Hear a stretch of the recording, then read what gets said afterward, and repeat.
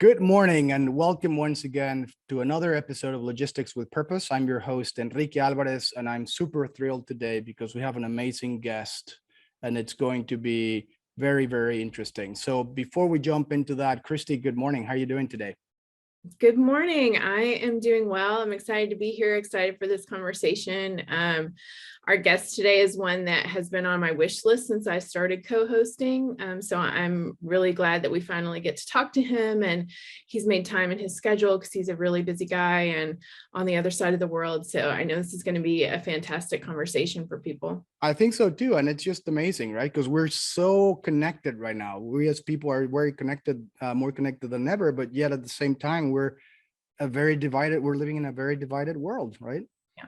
Which is basically something that I quoted from one of the movies from this organization. But any good news, Kristi? One good thing that has been happening to you this week that you can share with our audience?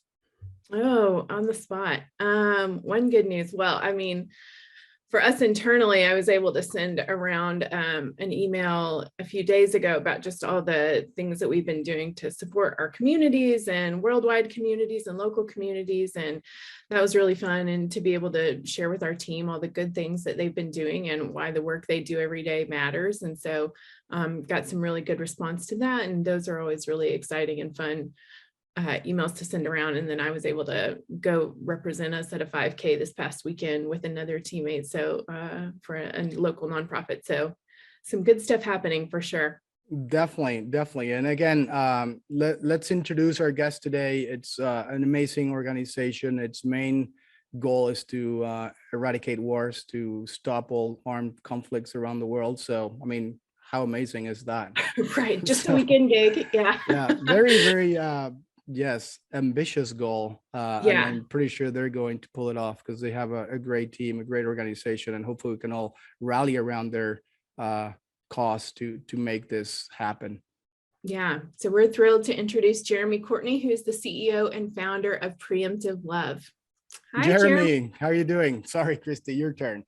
No, welcome. We're so excited for you to be here. I was telling Enrique and everyone else listening from home, since I started co-hosting this podcast with Enrique since last January, maybe, you were one of the guests at the top of my list to have on. So I'm thrilled that we finally get to welcome you today. So thanks so much for being here. Thanks for having me. I appreciate it.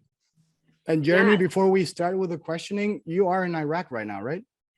Yeah, that's right. I'm dialing in from home here in Iraq myself. Fantastic.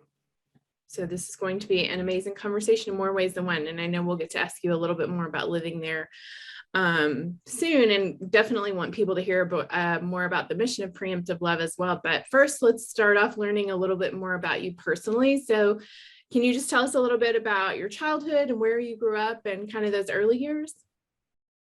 Oh gosh, people don't ask about that too often. So I mean, probably not. Question most people have they have the most trouble with. And that is what I'm actually most interesting about, right?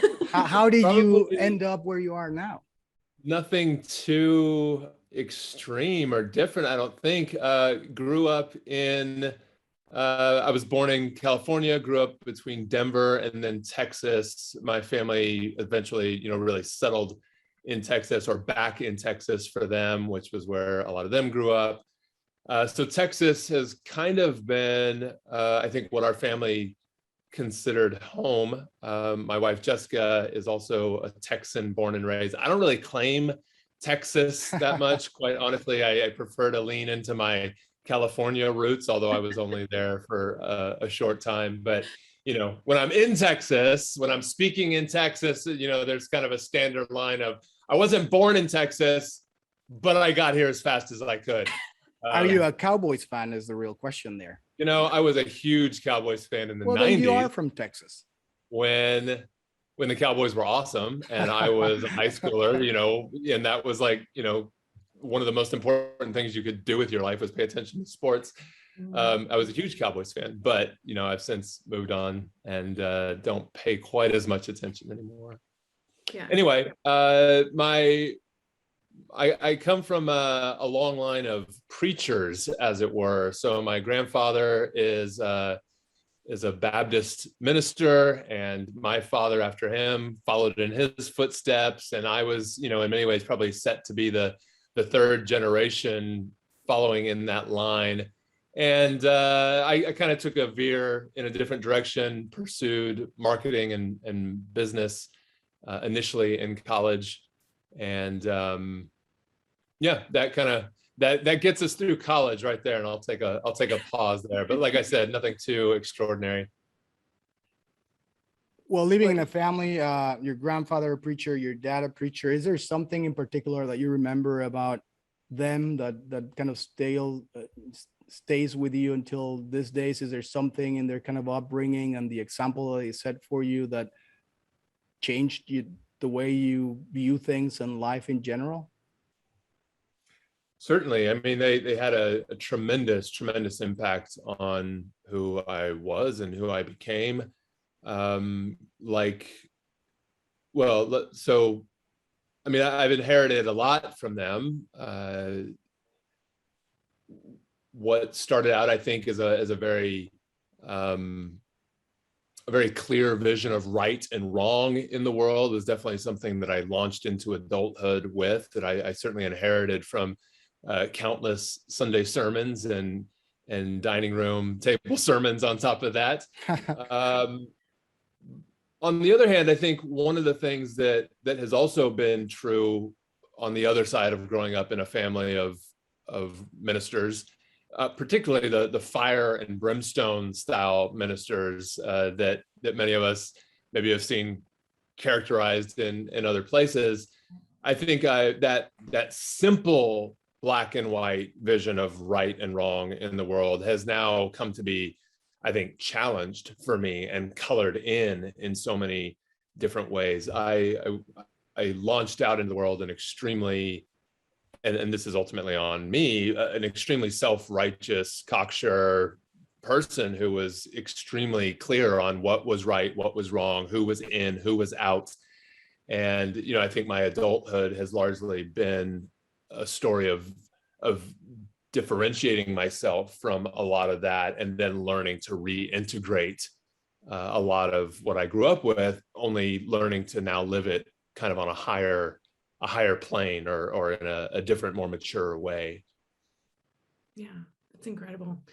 So you've caught us up a little bit through college. So talk about kind of the years in your career leading up to Preemptive Love before we get to what you're doing right now, which is really incredible, and I'm excited for people to hear more about.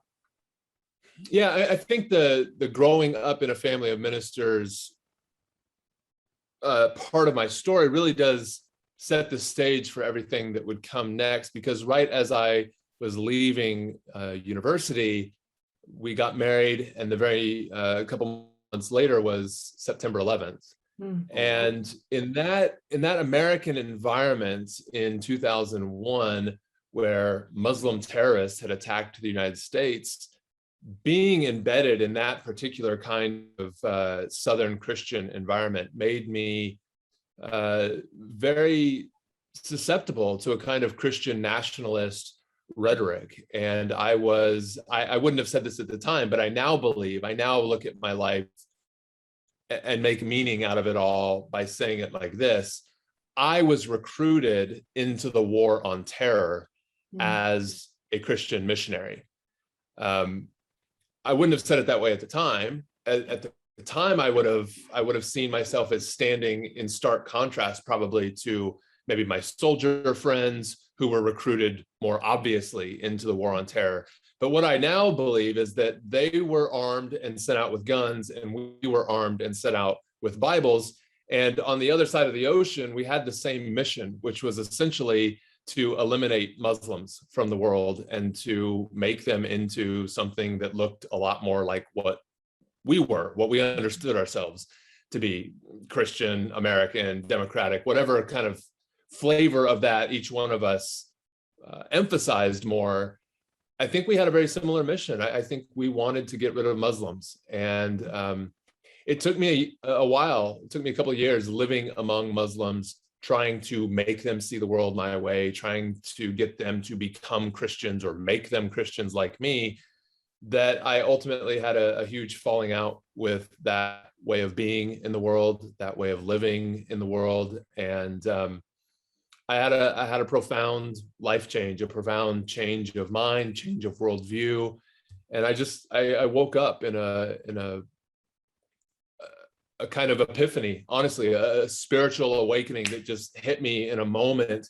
And I was a completely transformed person, left all that behind, moved into Iraq to turn over a new leaf, move into a war environment, a humanitarian environment, and try something new, try to live differently among Muslims in a way that was more service oriented and brotherly and neighborly and less about power and trying to make people be like me.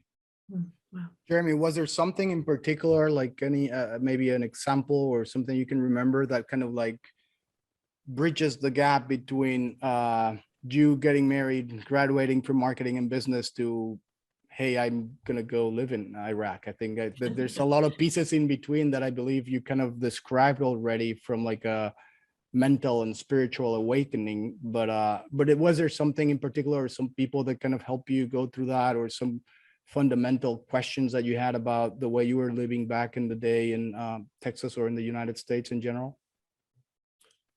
Yeah, there's a lot. I mean, it's impossible really to talk about the humanitarian work that we've ended up doing and the people that we've ended up being and the peacemaking community that we've ended up forging and being a part of. I can't talk about that stage of our life where we are now without passing through those war on terror and kind of missionary waters. They were in many ways the forging ground for who we were and who we would become.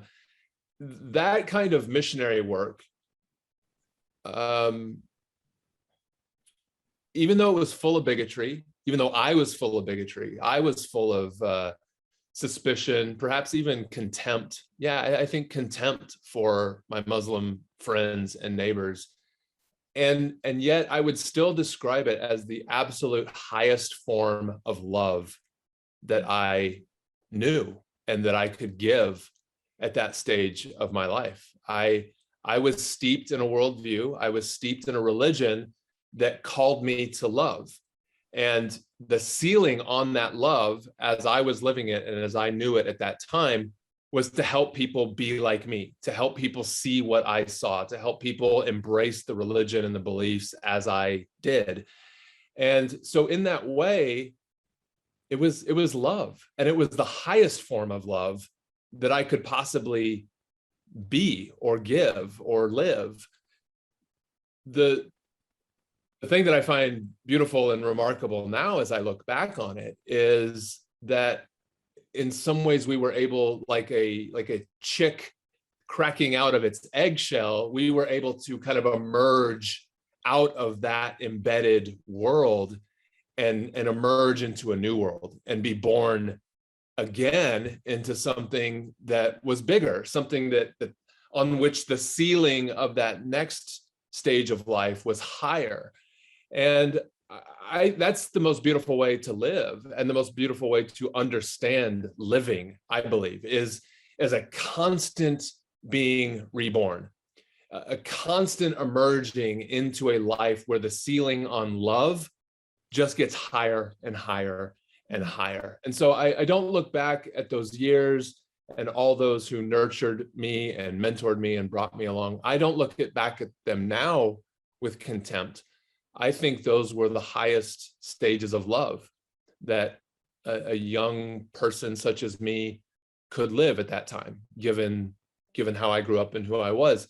And I hope now I'm living the most full life of love that I can for who I am now. But I also expect that when I look back on this stage of my life 10, 20, 40 years from now, I will also have emerged from this time where I am and who I am now into something with a higher capacity for love than I've even known yet. Well, that's very, very powerful sentiment, and I completely agree with what you're saying. And I think you're right. You're just evolving, growing, becoming more aware of the world around you, and just trying to be a better person. That was back in 2011. When did you move to Iraq? Yeah, so that was 2001 to 2000, well, 2001 to 2006, I would kind of describe as our like those war on terror years. We moved in, I started coming here to Iraq in 2006. And we fully moved our family here in 2007, the very first week of 2007. Well, that kind of, oh, go ahead. Those years were the height of civil war in Iraq, the height of sectarian conflict. It was, from a national perspective, it was the scariest and the worst time to move into the country. Yeah, it was certainly the most uncertain and, kind of from a macro narrative, the scariest time to move into the country. We didn't move into the scariest place in the country by a long shot, but but we had our challenges here, to be sure, from learning how to live without electricity, drive-by shootings, suicide bombings, things like that, all within our first, couple months.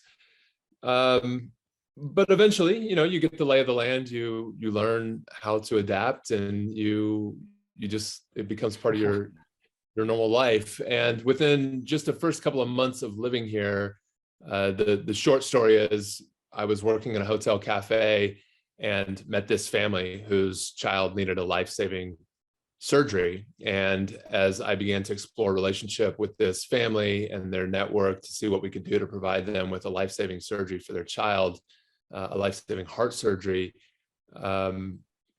kids just started coming out of the woodwork. They told other people that there were some Americans who were now helping kids like theirs, and other people started coming along, and people started calling my cell phone blindly and showing up at our house, and taxis in the city would divert people from going to the hospital. And no, let me not take you to the hospital.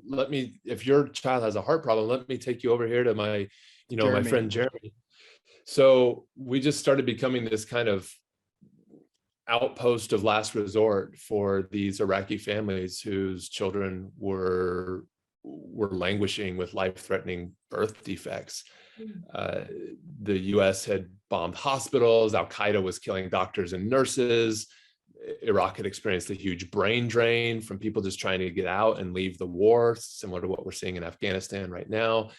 And we played a critical role in that ecosystem of helping save the lives of hundreds and then thousands of kids' lives. And then that we were kind of off to the races as a newly forged community of peacemakers called Preemptive Love. So when did you officially form or incorporate it, or the right word for Preemptive Love? And was it done in the US and then you brought it to Iraq, or something you started in Iraq? Tell us more about a little bit of the actual history of now Preemptive Love and your role as the founder and the CEO. Yeah, we started in Iraq, actually. Probably more as a what you might call an initiative or a response to a very specific child, a very specific family whose daughter needed a life-saving heart surgery. And I had already been working in the international charity humanitarian space a little bit over those first couple of months, and it was enough to make me disillusioned. Like, just those first couple of months in Iraq working as a humanitarian, I was disillusioned with funding, with red tape, with bureaucracy, with how slow things were. But I think above all, I was disappointed with how lacking the space was in creativity and entrepreneurialism and thinking outside the box. It felt very cookie cutter. And, I wouldn't, now knowing what I know, I wouldn't necessarily trust my early read on things, because I've seen a lot of people now come through our ranks and come to snap conclusions about what they think. But whatever it was, I had these snap judgments as a young, upstart entrepreneurial kind of person living in this environment that we were in. And so we wanted to do things differently. We didn't want to fund this little girl's heart surgery by some of the means that we saw other people doing it. So we partnered with business instead. We We found a business-related solution. We found some exports, namely what we thought was a very cool, unique, fashionable pair of locally handmade shoes. And given the broader cultural environment that was going on in the United States right now, again, this was the height of sectarian conflict. US troops were surging in at an increased rate, which the American population was growing very, very fed up with, that we were surging more and more and more troops into the country where this thing was already such a debacle and things were going off the rails. And we were seeing a lot of Americans die, which was playing out on the news every night. And so people were very, very frustrated with all things Iraq. And it had become an incredibly politically sensitive issue. Muslims were seen in a very, very negative light. Arabs were seen, Iraqis in general were seen in a negative light. And we thought that holding up a child who needed a life-saving heart surgery, number one, and an Iraqi-made, locally made product, number two, that you could marvel at in its intricacy and its quality and its style, a style that we thought was appropriate for American cultural environment. It wasn't like kitsch, it wasn't a tchotchke, it was something that, like, as a pair of shoes you could wear out on the street Right. and completely stand out from the crowd while still being, in fashion. And so we called this initiative, or whatever you want to call it, Buy Shoes, Save Lives. It was more of a slogan to get this one project off the ground than anything. And compared to our expectations, it took off. I think it hit at just the right time. It was positive news about real people that humanized our enemies, that humanized the people that we were fighting to kill, that humanized the people that were thought to be killing our brothers and sisters and cousins and sons and daughters. And I think it just hit at the right cultural moment. We got press coverage and we got word of mouth coverage, and what was kind of early days of e-commerce on the internet. And one thing led to another. We funded a lot of heart surgeries. We started bringing in doctors and nurses and medical teams from across the world to actually build up Iraqi infrastructure. We pivoted from strictly using the sale of merch and wares to actually partnering with the Iraqi government themselves. So they were paying us out of oil revenue to build up their own infrastructure, and oil was really high at that time. So we were working all over the country, doing millions of dollars in government contracts, building up their infrastructure, training doctors and nurses. And then ISIS really grew on the scene. I mean, they had been around for a while, but ISIS, as we would all come to know them, killed the Fallujah mayor when we were headed into Fallujah to do a heart surgery mission. And Fallujah basically stayed under ISIS control for the next couple of years until we would be the very first people to go back into Fallujah again post ISIS to deliver the very first humanitarian aid in the world in Fallujah after those years of ISIS rule. So in those years, we really pivoted all of our work to economic development and emergency humanitarian relief for people on the front lines of war. Incredible. So it all started with one girl and one surgery, and certainly has grown from there. Would you just tell, you've alluded to a little bit of these things, but again, just continue to hone in on the need for your mission versus what we traditionally know as humanitarian aid now, and kind of how you guys are doing things differently, as well as give us a couple more of those success stories so we can understand some of these really big concepts that you're talking about and what they look like in practice. Yeah, I mean, these are some broad brush statements I'll make, but I think they hold up under quite a bit of scrutiny. I think that the humanitarian industry in general, the sector as a whole, has tended to look at what you might call relief or aid, development, and peacemaking as three stages, successive stages in the life of a country, especially a country going through conflict. So I mean, let's just stick with Iraq. You go to war, you have an insurgency, you end up going door to door and bombing entire cities to put down that insurgency. So now you leave entire cities in shambles in a lot of ways, buildings destroyed, homes destroyed, infrastructure destroyed, and there's an armed insurgency. So people are being driven out of their homes by the thousands, maybe the millions in the case of Iraq or Syria, and they can't go back home very easily because either they're still fighting and the infrastructure itself, home itself, may have been destroyed.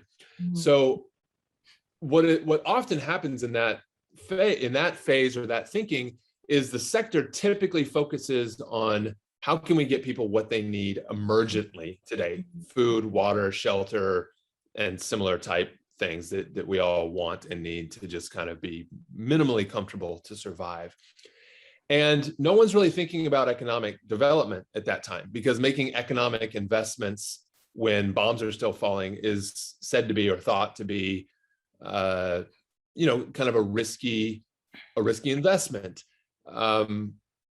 Investing in people who are transient, people who are on the move, often internally displaced people or refugees. They might get displaced 1, 2, 3, 4 times in the course of their journey. So investing in a business is often thought to be a bad investment because maybe they're just going to pack up and move and leave again.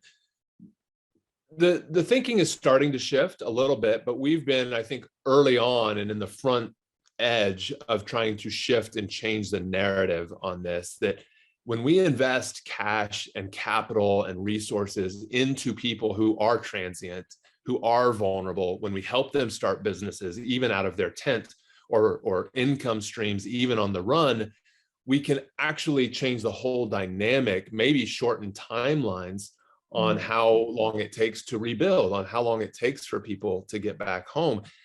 It's not just the big players that rebuild cities. Families themselves want to go home and rebuild their own house, rebuild their old store, help rebuild their neighbor's house, help rebuild their neighbor's store. So if we invest capital and resources into real humans and not just go through government means or big sector mechanisms, we are seeing communities come back to life sooner than, maybe sector trends have kind of stipulated or projected otherwise. So rather than see these as successive phases, first emergency, then rebuilding business, and then the third one that really gets kicked down the road is what you might call peace building or peacemaking or reconciliation or truth and reconciliation. We try to pull that way to the front as well. How you show up on day one determines the peace, or it determines the ongoing of the conflict. When conflicts are sectarian, when they're religious, when they're tribal, when they're ethnic, who shows up to help the vanquished, it determines how that side feels about the very help that they're being provided. So let's say group A is the vanquished, the defeated, the brutalized, and group B represents the oppressor, and they represent the helper.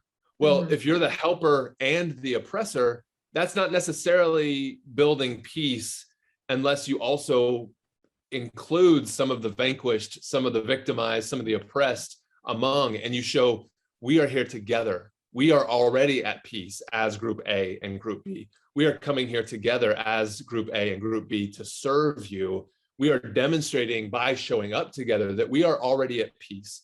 We're not here to lord it over you. We're not here to gloat. We're not here to actually use aid to keep you down. We're here to lift you up and to partner with you together so that we can continue our peace together into the future, and kind of reject this meta narrative that your group and our group are fundamentally against one another. How you recruit, how you build your team, how you show up, whether you're really friends and you can really hug and kiss and love each other, or whether it's all just a show, that says a lot when you show up at a military checkpoint, or when things get tense, or when you have to show up to a representative from one group or another. So we work to bring that peace and reconciliation dynamic all the way to the front of the line, because we believe from that very first bag of aid that you might provide, you're telling a story about the future of conflict. You're telling the story about the future of the community, the future of your people and my people. And so we really try to understand ourselves and live as, above all else, not humanitarians, not relief workers, not development professionals, but peacemakers, people who are willing to put our lives on the line, our well-being on the line, our reputations on the line, to forge understanding, to forge mutually reinforcing good for all people in all communities where we live and work. Yeah, amazing. Thank you for sharing all that. It makes a lot of sense, and it's exciting to see the approach that you guys are taking, and really remarkable in so many ways, and so countercultural in so many ways. And hopefully you were on the front lines, you were in early, and hopefully we'll continue to see more people follow that example, especially now, as we know, so much can be done online. E-commerce has exploded, everything like that, that makes working out of a tent easier if need be. Yeah. So hopefully we'll continue to see those trends. Yeah, you're absolutely right. You know, in Iraq, even over the last couple of years, we've gotten some of the same types of delivery services that you've had in the United States for years. So we've got your equivalent of Uber and your equivalent of DoorDash, and it is absolutely changing the game, even for the refugee. A lot of what we're focused on right now is how to help refugees earn money with nothing but a smartphone. And we've got some of our own revenue streams, some of our own platforms that we're building out and investing in to help refugees do work on the run as various forms of micro workers, so that, not as a career, you know, we don't want people to be working as micro workers as a career, but as a stopgap, Right. for revenue needs when your entire village may have been bombed. Yeah. And you're running to the next village over, to have the means over a 3 or 6 month period to fill that gap while you figure out what happens next for your family, is one of the major innovations that we're working on as we look to a future where there's going to be 100 million and then 200 million people displaced because of climate and conflict. We know that we have to be thinking about how to provide jobs for a scalable population. And really, at the end of the day, the only option for that has to be cloud-based, and it has to be mobile. Right. That's very interesting. And of course, something that can really change a lot of lives, right? Technology and investing in technology and how you leverage it, all that. I'm going to quote from the movie that you have, your movie. We are all very, very connected, right? Technology has helped us to bridge that gap and to actually make this amazing connections. Yet it still feels like we live in a world that's very divided, right? So I was wondering if you could tell us a little bit more about your experience in Iraq when it comes to like the misconceptions that some of us in the US and in other countries around the world have about not only Iraq, but could be Afghanistan, could be the Middle East, could be Muslims in general, because there's still a lot of division between us for things like religion or sexual preferences or just even political parties at this point. And how can you tell us a little bit of that and set straight some of those misperceptions or misconceptions? Yeah.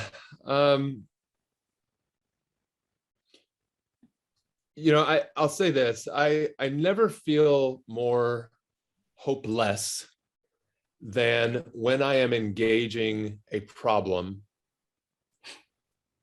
through this screen on my phone and thinking in abstract, broad terms.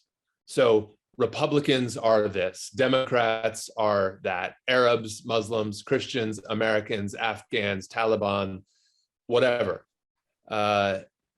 Whenever I'm using those big proper nouns and just thinking about masses of people that stand for, you know, millions of people, I tend to feel very hopeless. It doesn't matter what group we're talking about, but it feels like everything is screwed and nothing is ever going to be better. Yeah. I never feel more hopeful than when I'm sitting with individuals or small groups of people and listening to them tell the story of why they are the way they are, why they believe the things they believe, how they came to be the person they came to be. There is, in my experience, no one that I can't empathize with or understand when they do it the way you started this podcast. Tell me about what it was like growing up and how you grew into the person that you are today. There is no political belief, no religious belief, Right. no cultural belief that can't be somewhat empathized with through that lens. How did you get here? Now, that's not the same as, you know, we all grow into adulthood at some point and have responsibility as adults for adult ideas and adult decisions and adult consequences. So getting to know how a person came to be the person they are doesn't absolve any of us from making full-blown adult choices and having responsibility for that. But I do think that empathy piece is important, even in calling for consequences or calling for responsibility or expecting responsibility and consequences for each other and others.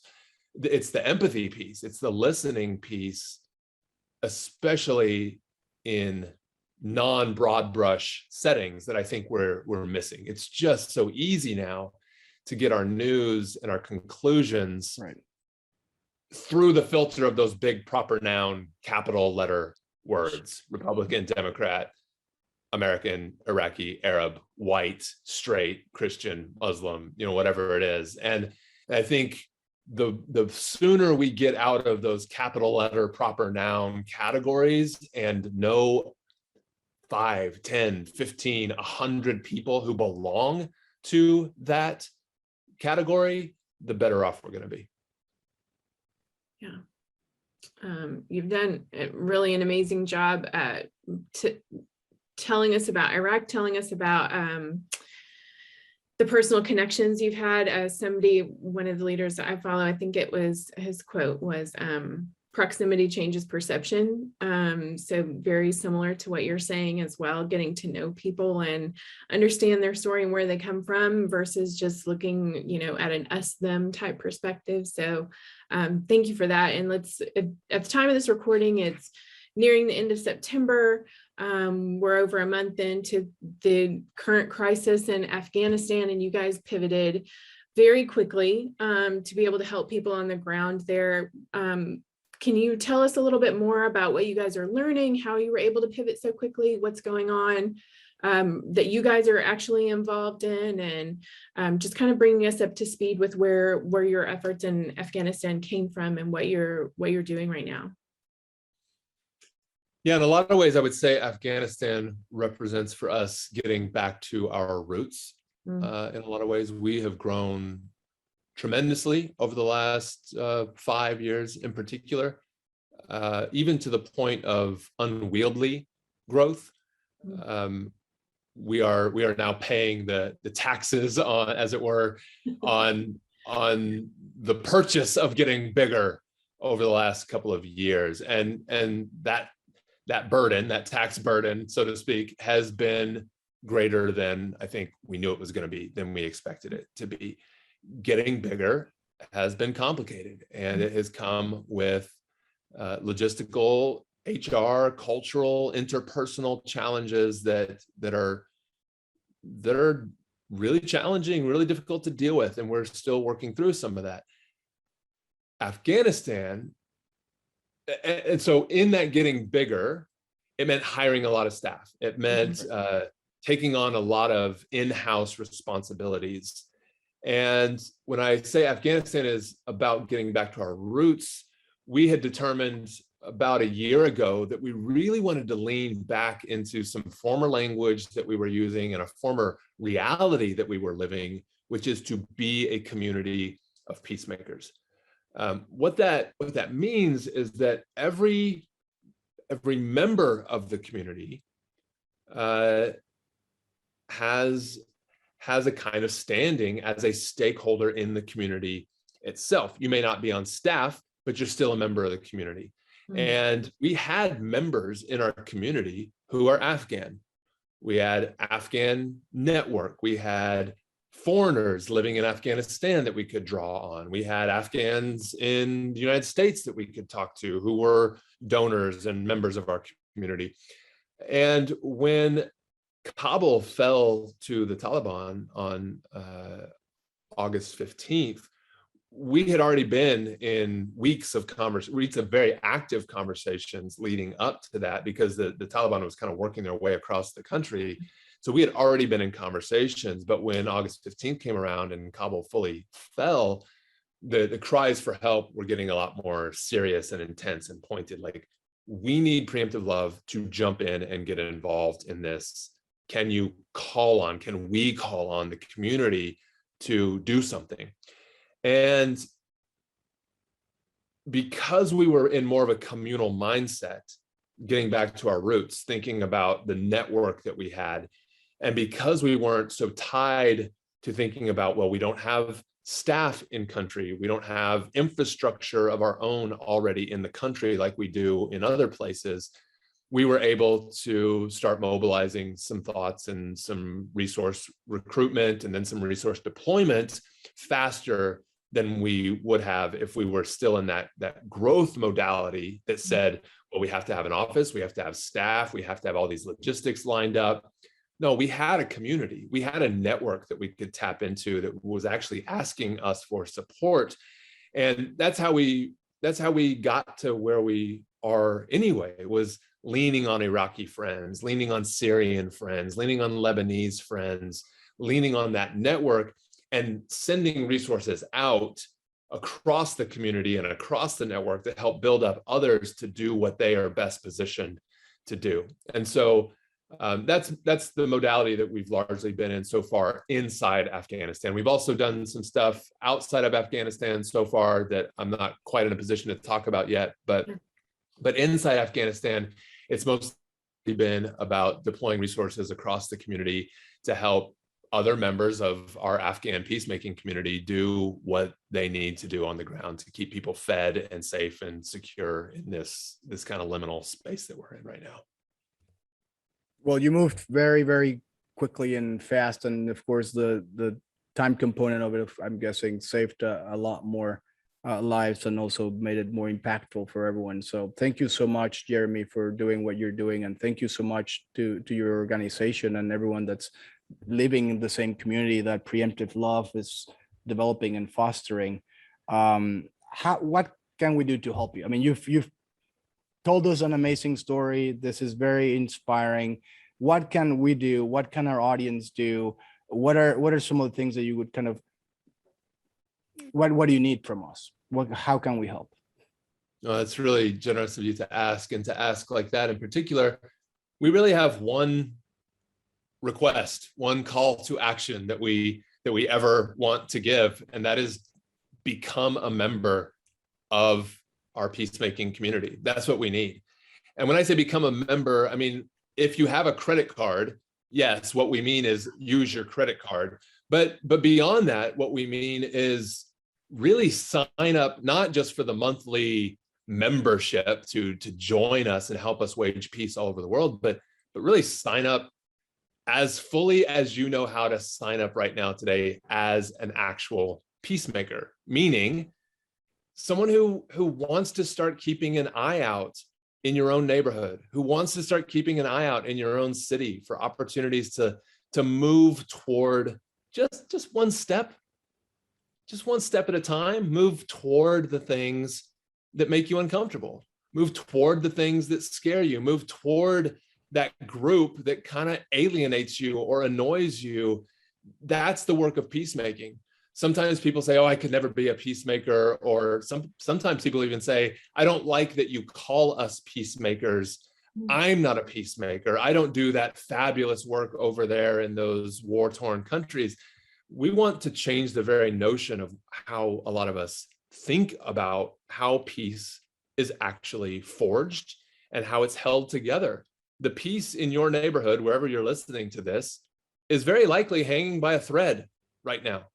The peace in your town or your city or your state or your country is probably as frayed or fractured as it's been in a long time. Yeah. It's us, it's all of us who hold the peace together. It's not the blue helmets that come in or some flag waving humanitarian who comes in and says, now the peacemakers are here. It's on us. If we don't hold it together, there's no foreign organization or foreign government who can ever step in and fix it for us. We are the peacemakers, or we're not. And the work of Preemptive Love is to try and grow this community of peacemakers as best we can all over the world, where we help you wage peace wherever you are, and you help the rest of the peacemakers here wage peace wherever they are. And that's how we responded so quickly in Afghanistan.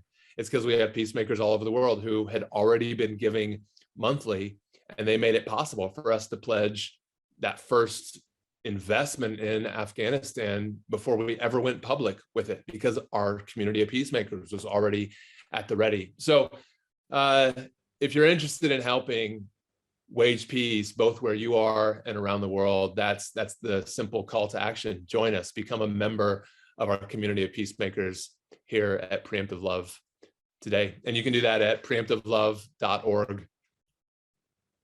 And of course, the holidays are coming and they have some beautiful products on their website as well. So, get those while you can too, because there's going to be a shortage, I'm sure, after not only this episode, but just with the holidays coming, it's going to be harder to get the things you want. And so why not get gifts that are meaningful? So go to preemptivelove.org. And thank you so much, Jeremy. This has been an incredible conversation. I'm so excited that we were able to have you here and talk about, anytime we can talk about peacemaking, I think is a good day. So thanks so much for being here. Thank you, Enrique, for your leadership in this company, and for Jeremy, the work that you're doing. And thank you so much for listening to us at home. And if you liked this conversation and want to hear more in the future, then please hit subscribe. Thanks so much. Thank you, Jeremy.